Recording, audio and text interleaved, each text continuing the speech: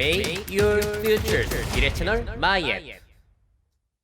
네, 오늘은 오랜만에 미래 특강을 준비해 봤는데요. 사실 오늘 특강을 준비한 이유가 제가 너무 바빠요, 요즘에. 그 기업 강의 나가고, 그리고 외부 컨텐츠 만들고 하느라 시간이 없어가지고, 새로운 유튜브 컨텐츠를 제대로 만들 시간이 부족했습니다. 그래서 제가 기업용으로 강의할 때 쓰는 자료 일부를 여러분들에게 공개를 하려고 해요. 주목해야 할 미래 소비 트렌드 10가지입니다.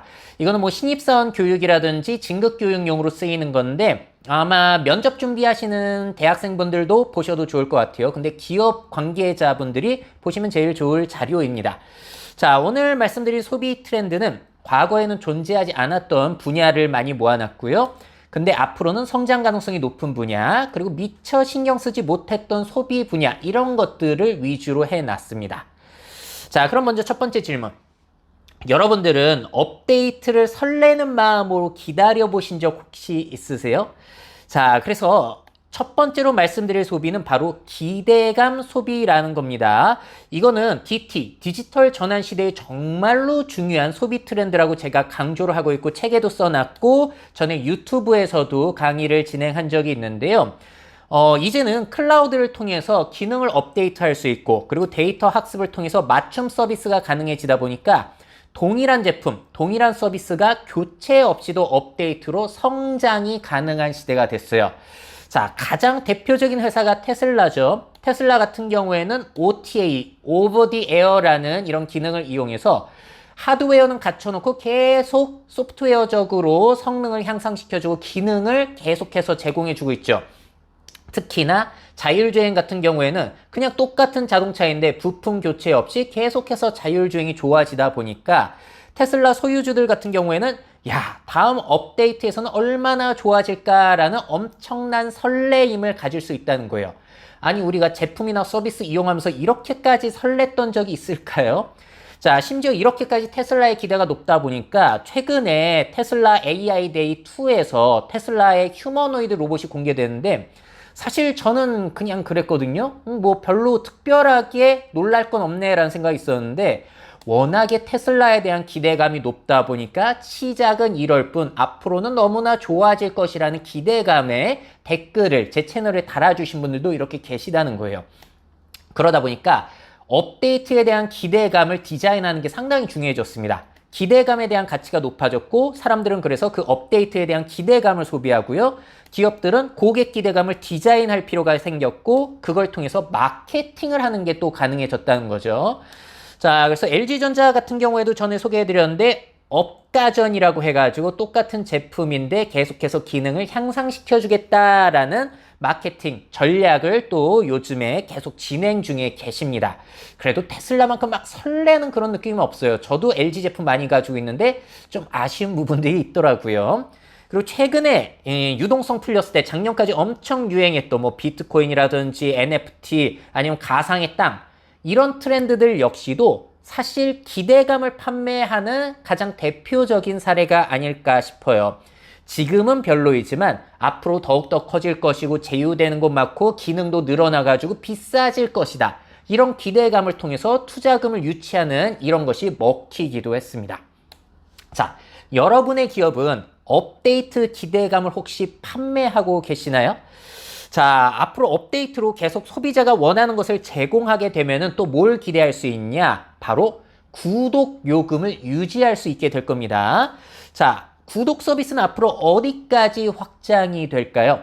두 번째 소비 트렌드는 첨단 구독 소비입니다. 그냥 구독이 아니라 첨단 구독. 업데이트 기대감 판매와 가장 관련이 있는 소비이고요.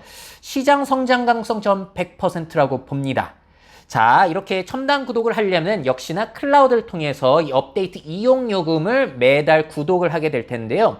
역시나 테슬라 역시도 한 번에 FSD, Full Self Driving 기능을 구매할 수도 있지만 이제 이 구독 요금을 통해서 나눠낼 수도 있는 거고 자, 자동차 업계에서는 지금 계속해서 자동차의 기능, 서비스들을 구독해서 이용하게 하려는 그런 전략들이 확산이 되고 있죠.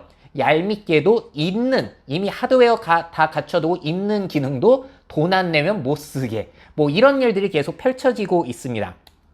자, 근데 이런 자동차에서 펼쳐지는 첨단 구독 서비스가 어디까지 확산이 될까요?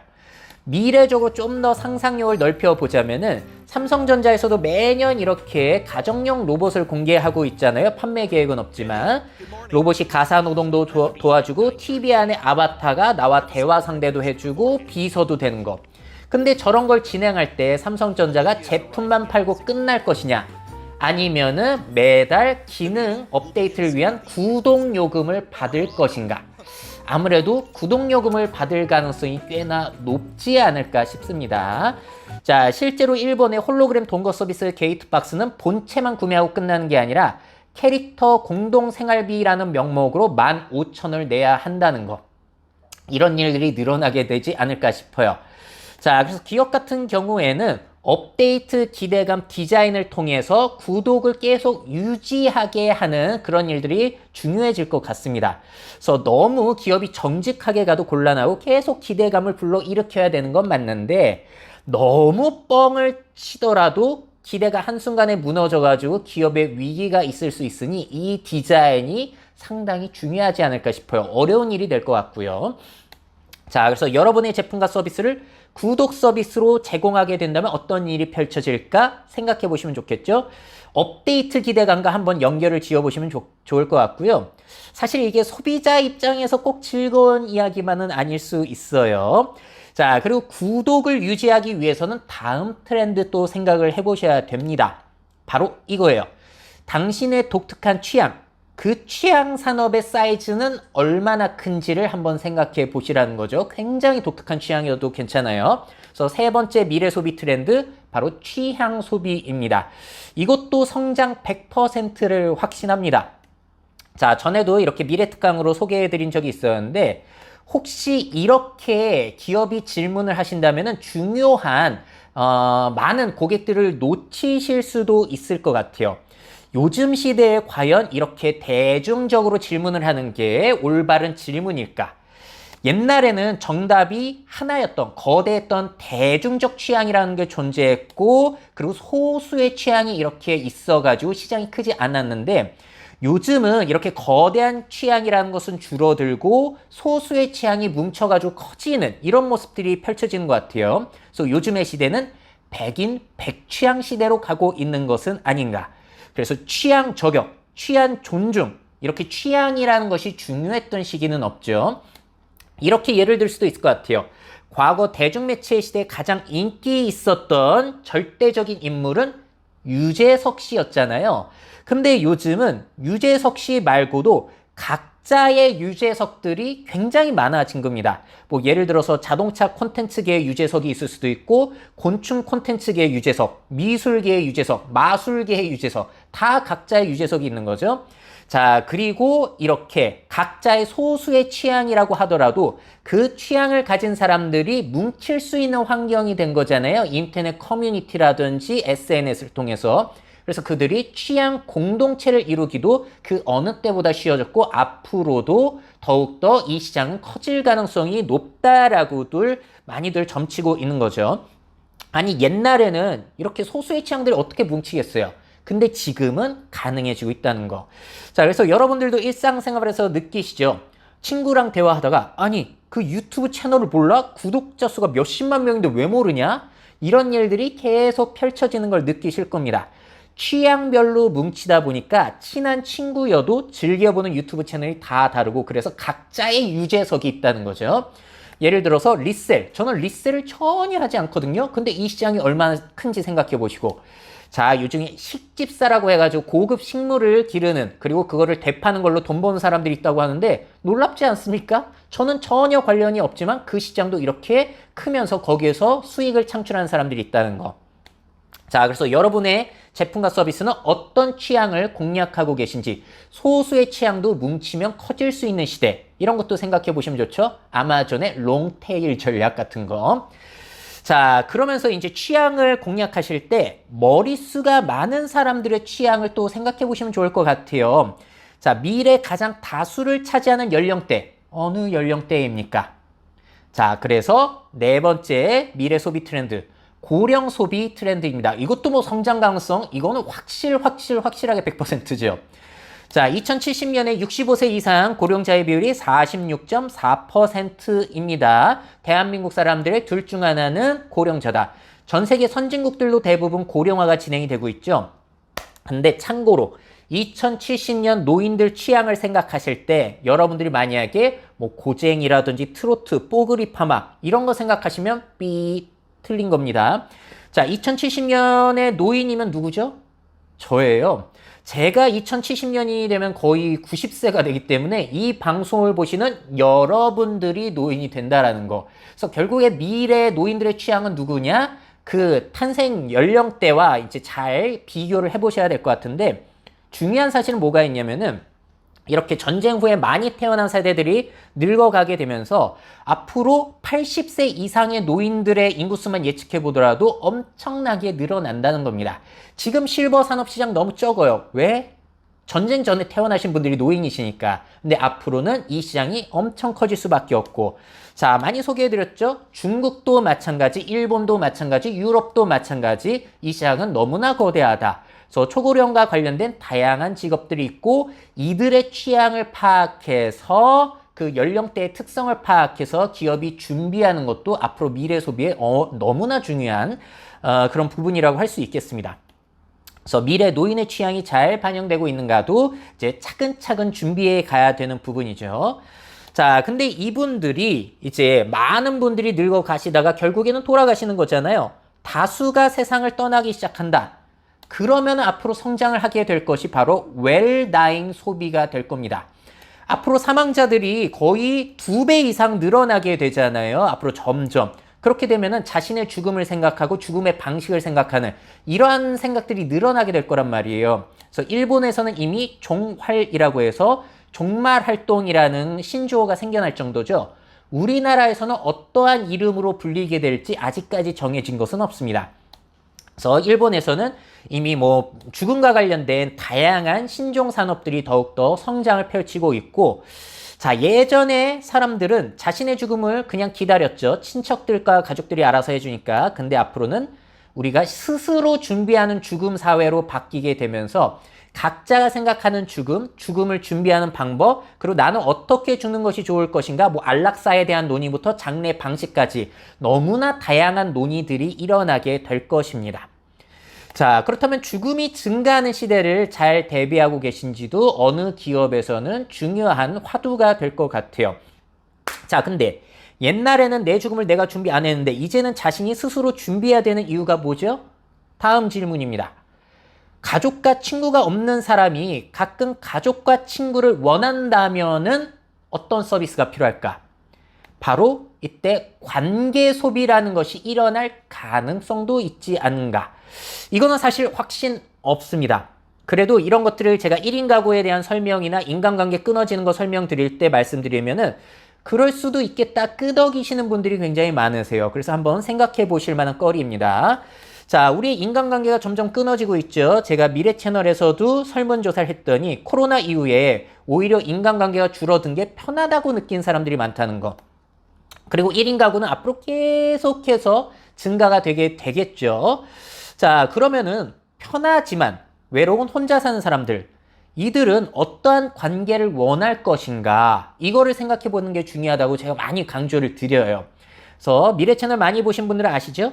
예전의 관계가 청테이프 같이 딱 달라붙은 관계였다면 앞으로는 포스트잇처럼 그때그때 취향별로 붙였다 뗐다 하는 좀 쿨한 관계, 연하지만 느슨하지만 쿨한 관계를 선호하는 사람들이 늘 수 있다.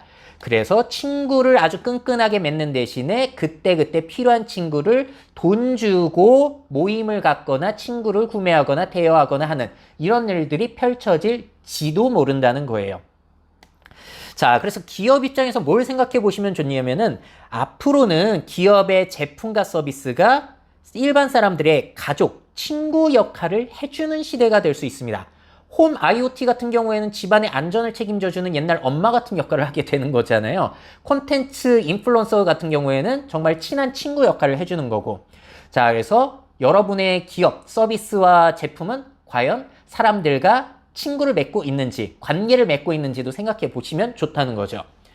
자, 근데 지금 소개해드릴 이런 관계 소비, 사실 이게 얼마나 웃기냐면은 과거에는 이런 거 이용하면 사회성에 문제 있냐면서 조롱받았을 만한 일들이에요. 근데 이런 게 점점 일상화되고 있는 걸 보게 되면은 참 미래에는 내가 생각하지 못했던 소비가 일어날 수도 있다. 그래서 관련 있는 게 뭐냐면, 자, 한번 질문 드릴게요. 너무 남성스러운 것, 그리고 너무 여성스러운 것이 혹시 촌스럽게 느껴지신 적 있지 않으세요? 이제는 이렇게 생각하는 사람들이 점점 늘어나고 있잖아요. 자, 관련된 미래 소비 트렌드, 그래서 젠더리스 소비입니다. 사실 이거는 저도 의문이 아직 남아있긴 합니다만, 그래도 아주 크지는 않더라도 성장이 늘어날 것임에는 확실한 것 같아요. 뭐 이름은 유니섹스건 젠더리스건 젠더 뉴트럴이건 그렇게까지 크게 차이가 나진 않을 것 같아요. 혹시 여러분들 젠더리스 브랜드 사례 알고 계세요? 많이들 알고 계시나요? 자, 예를 들어서 러쉬라든지 이솝 이런 브랜드 가면은 남성용, 여성용 이런 게 일단 없다는 거, 화장품 브랜드인데, 향수 제가 대표적으로 많이 사례로 말씀드리는데 조말론 딥딥크, 요즘 인기는 이런 향수는 남성, 여성이 따로 없죠.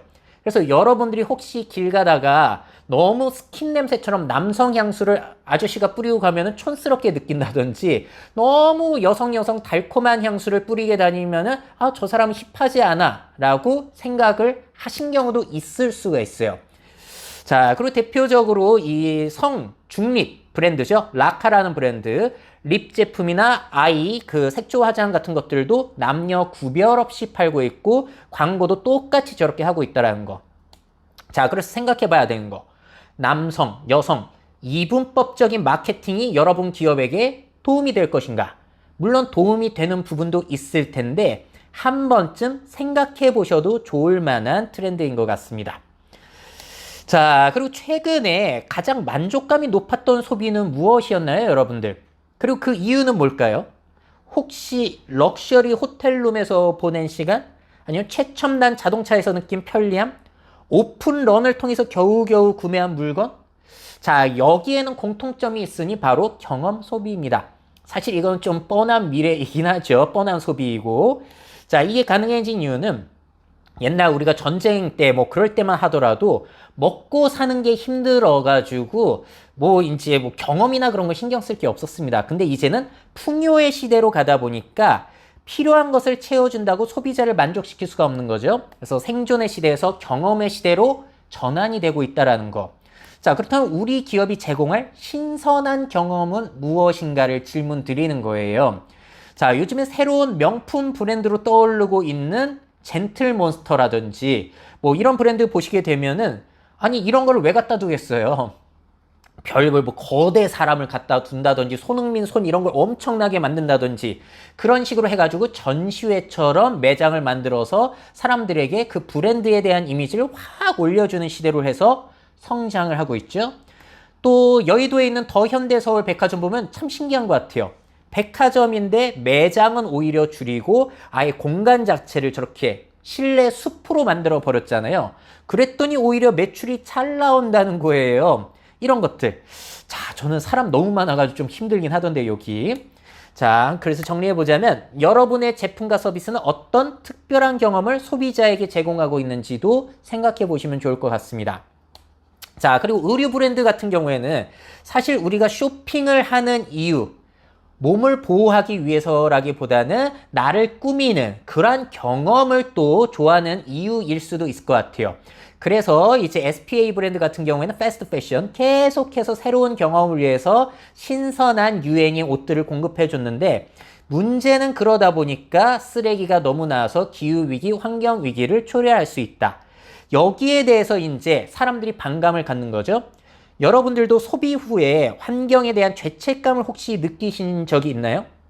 자, 이 9번째 트렌드도 사실 여러분들에게 익숙할 겁니다. 하지만 미래의 성장 가능성이 상당히 높죠? 친환경 소비. 여러분들은 소비 죄책감 느껴보신 적 있으세요? 야, 이제 뭐 배달 음식 같은 거 시키시고 내가 또 이 쓰레기를 만들었구나. 아유, 이런 거. 자, 쇼핑하시고 나서 또 나 멋있자고 예뻐지자고 지구를 오염시켰구나. 이런 소비를 해보신 적이 있냐는 거죠. 심지어 해외에서는 지금 블랙 프라이데이처럼 대규모 행사가 있을 때마다 환경운동가들이 모여가지고 세일하지 말라고 시위를 할 정도예요. 자, 앞으로 기후위기가 더 심해지면 심해질지 이게 완화될 가능성은 제가 볼 때 없어요. 많은 사람들이 그렇게 느끼시는 것 같은데, 그럼 매년 이제 기후위기, 환경위기에 대한 뉴스를 계속 접하실 거고 피부로 느끼시게 될 거예요. 거기에 따라서 소비 죄책감을 느끼는 사람들은 계속 늘어가겠죠.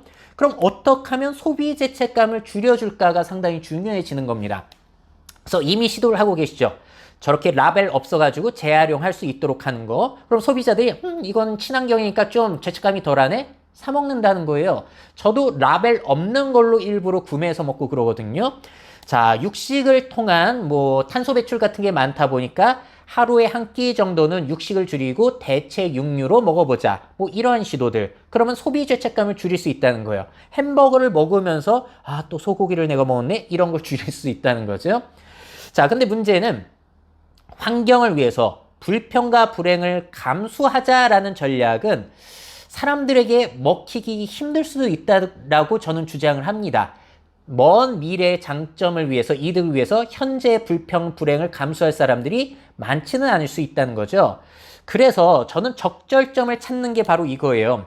그냥 좋아서 이용했는데 알고 보니 친환경이더라라는 제품과 서비스를 만들면 어떻겠냐라는 거죠. 물론 법적으로 규제하는 게 제일 좋긴 하지만, 그래서 전에 컨텐츠로 제가 이렇게 정리해서 보여드린 적이 있고요. 궁금하신 분들은 이걸 보시거나 강의 의뢰해 주시면 되세요. 자, 그래서 소비자들에게 소비 죄책감을 어떻게 줄여줄 것인지도 이제 상당히 앞으로 점점 중요한 화두가 될 것 같습니다. 자, 그러면은 마지막으로 가상의 아이템을 판매하면은 그럼 소비 죄책감을 또 줄여줄 수 있을까요? 자, 가상 아이템 구매에 여러분들은 돈을 지불한 적이 있으십니까? 앞으로는 지불이 늘어날 것이라고 보세요? 줄어들 것이라고 보세요? 아마 이렇게 질문하면 늘어날 거라고 보시는 분들이 많으시죠? 자, 마지막 미래 소비 트렌드는 디지털 가상 생활 소비가 늘어날 것이다. 요즘 뭐 메타버스라고도 불리는데 용어가 그렇게 중요한 건 아니죠. 전 메타버스라고 새로운 척하는 거 그렇게 좋게 보진 않아요.